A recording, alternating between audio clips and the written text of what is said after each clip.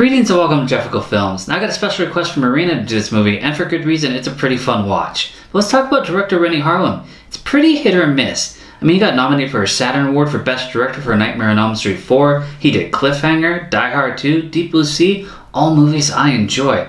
But he also got nominated for Worst Director 5 times. He did Cutthroat Island, which I just wasn't a fan of, and The Legend of Hercules, which was shit. But you know what changes this movie, even though it does have Geena Davis in it and Renny Harlin because they were married at the time, it's got Samuel L. Jackson, and that helps a lot. But what puts it over the edge is Shane Black wrote it, and Shane Black's pretty damn good. So let's review The Long Kiss Goodnight.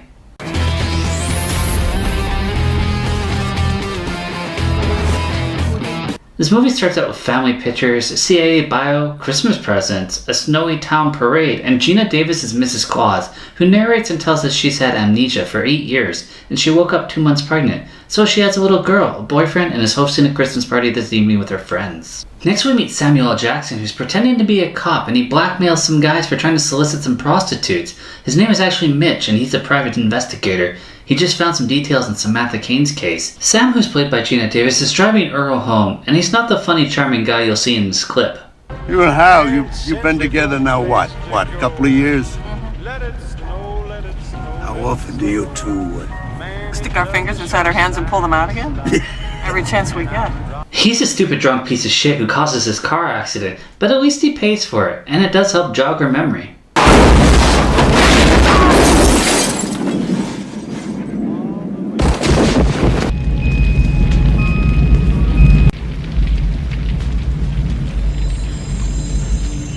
Next, Sam is in a hospital with her boyfriend Hal, who's watching over her, and she has a weird dreamlike vision of her former self telling herself that she's coming back, and that her name is Charlie. Mitch is talking to his kid and gives him a present, but he can't accept it because his mom thinks he stole it for him, and his partner/secretary tells him that there is a ton of information on Sam at the apartment she used to live at. Back at home, Sam is realizing she can cut carrots really well. She thinks she used to be a chef, and the whole family is having fun, till she takes it a bit far. One more tomato.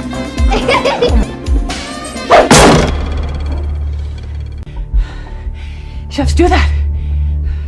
Then we're introduced to bad guy Timothy, who is taunting the guy he's going to kill, and he gets a call that Charlie Baltimore is still alive, and we find out he's a hugger.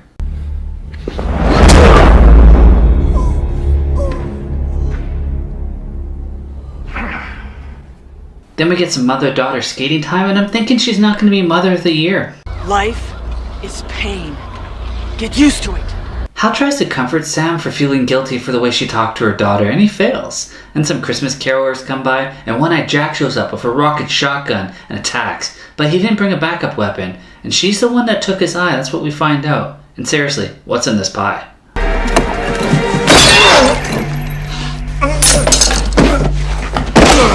She snaps his neck and then tastes the pie/blood, and then Mitch shows up and some cops, and she's gonna go on a trip with Mitch and says goodbye to her family, and she gives her daughter a key that she woke up with 8 years ago.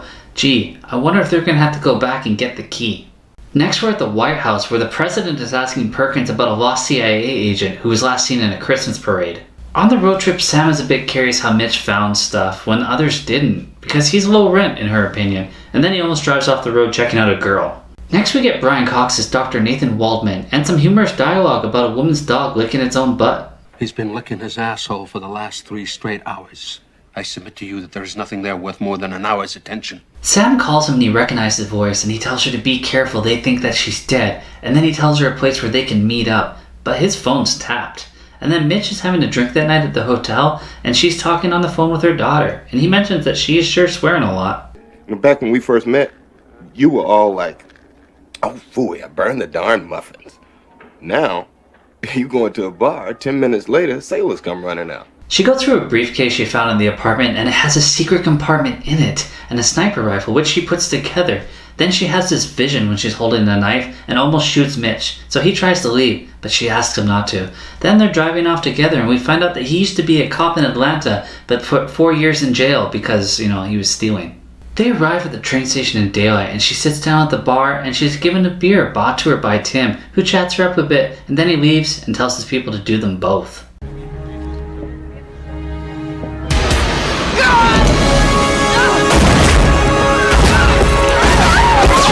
More bad guys show up and start shooting up the place and people. Mitch says he has a plan and then he explains it. And then there's a grenade and the explosion is so huge. And again I have to ask, because we saw this in Cutthroat Island, does the director and Gina Davis know how falling works?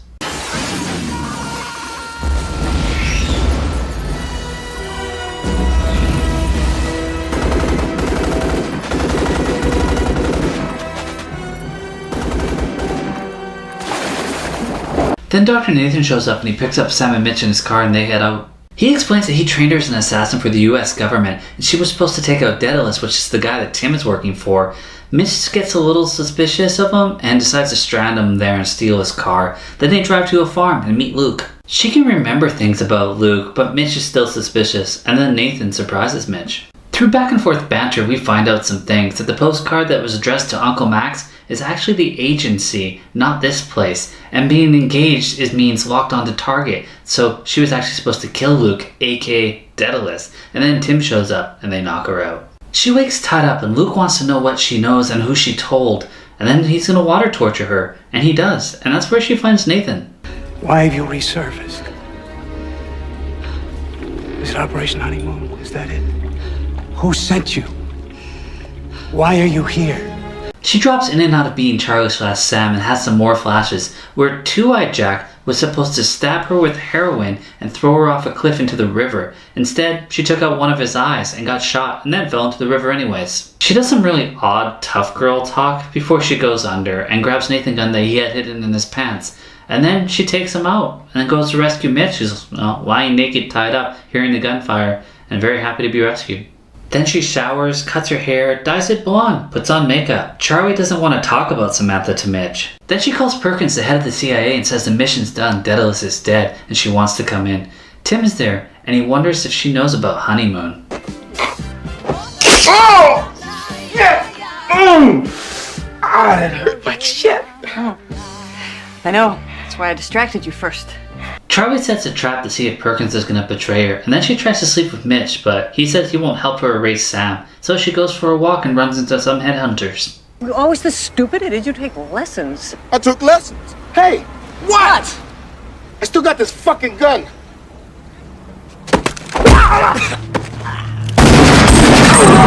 Clearly Perkins is trying to get rid of her, and then she says she doesn't need Mitch and pushes him out of the car, but then she drives around the block and picks him back up. She says she needs the key because it's got ID and cash inside of a box, so she drives home, grabs her sniper rifle, and covertly moves around till she gets inside her house, and then she gets the key. Mitch notices the bad guys are driving around and honks his horn, so she ice skates up to him and takes them out.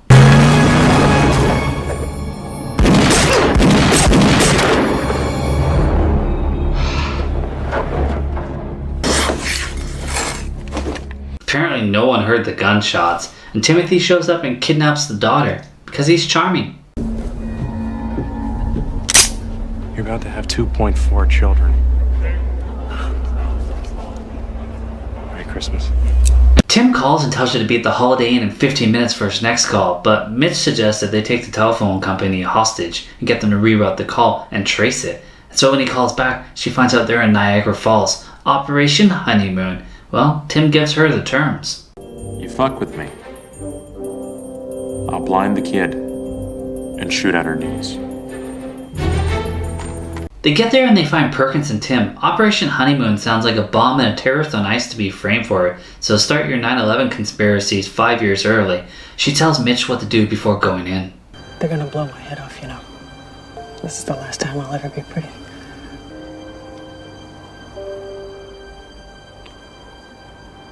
It's a nice little winter town, but she gets to her kid a little too easy because it's a trap. And Tim has Mitch now, and she's surrounded and has to surrender. And then Perkins explains what he's up to. He says budget cuts are the problem, and then he literally tells us in 1993 the CIA faked a terrorist threat and bombing the World Trade Center to get funding.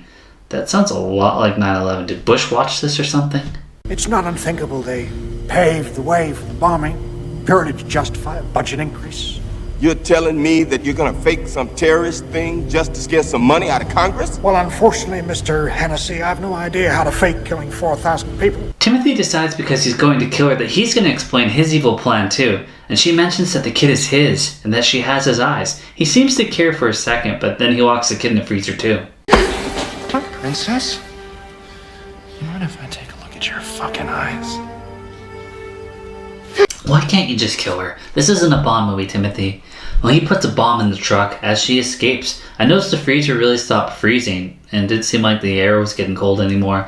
And she manages to build a little bomb to blow the door open, and her kid just happens to have some matches. Mitch thinks he's getting a drop on Tim, but he doesn't, and he somehow survives this explosion.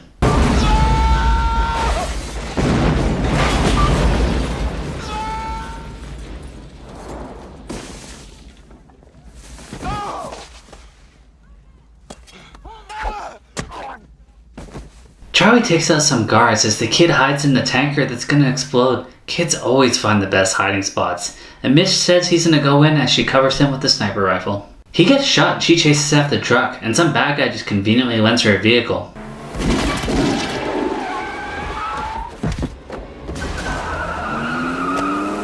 She gets into town, hijacks the truck, and then Tim gets an update from his man. She drives the truck through a brick wall and is launched safely onto a pile of dirt. Her kid's still stuck, but she's forced to fight Tim hand to hand. Oh, honey, only 4 inches? You'll feel me.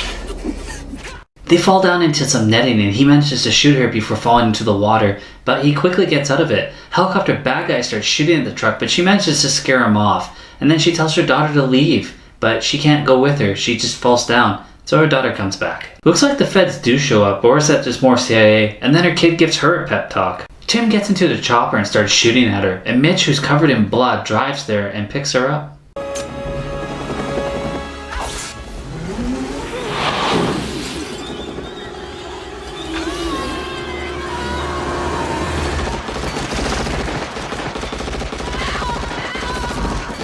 She drew fire away and then took out poor Timothy.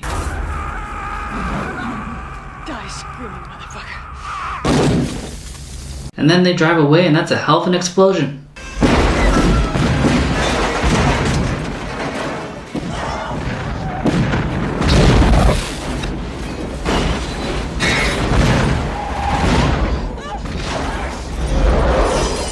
Mitch has a foot wound, a shoulder/chest wound, and she has a stomach/chest wound, but they'll be fine.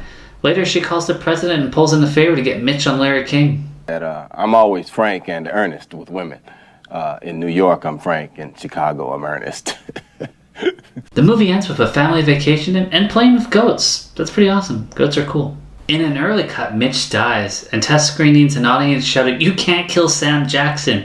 And they went back and reshot it, so he survives.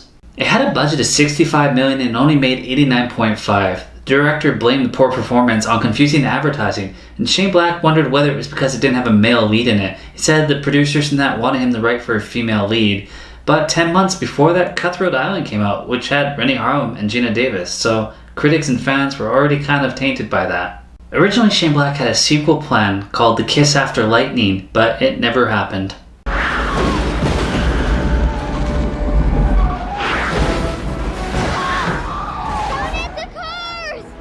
Thanks, Captain Obvious. But even though it didn't have great box office results, critics were actually pretty favorable to it, for good reason. This is a fun movie to watch. It's got a lot of action, a lot of excitement, a decent storyline, though I will say, it is a lot like The Bourne Identity. I mean, the book of The Bourne Identity came out in 1980, so it's entirely possible Shane Black read that and got the idea from there. In the end, I do think there was some polishing that this movie could have used, but it is a fun movie to watch. And Gina Davis, I don't know if she's been better. Samuel Jackson, always great. And I really love the bad guy, Timothy. He's like, totally, motives are terrible. He's doing terrible things to people, but he's funny and charming, so he was really well casted in this. The truck, she's headed out of town.